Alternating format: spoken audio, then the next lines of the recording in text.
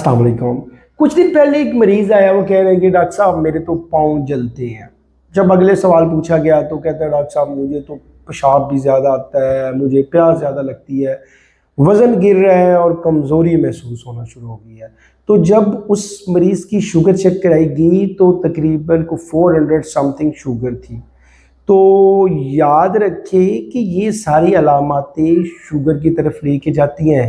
अगर आपको इन अलामातों में से कुछ हो, आपको भूख बहुत ज़्यादा लगे, आपको प्यास लगे, वज़न गिर रहा है, बहुत ज़्यादा यूरिन आता है, हाथ पाँव जलते हैं, आँखों की बिनाई का मसला हो गया है, कमज़ोरी महसूस होना शुरू होगी, तो याद रखिए ये शुगर की अलामत होती हैं।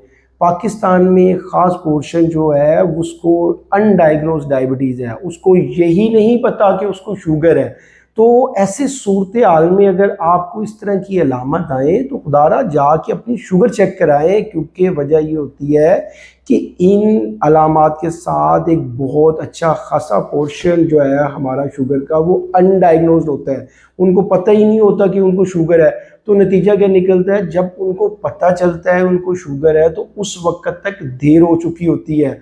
उनकी आंखों की बिनाई इफेक्ट हो सकती है, कोई दिल का अटैक हो सकता है, फालज हो सकता है, बाकी मसले मसाइल आ सकते हैं।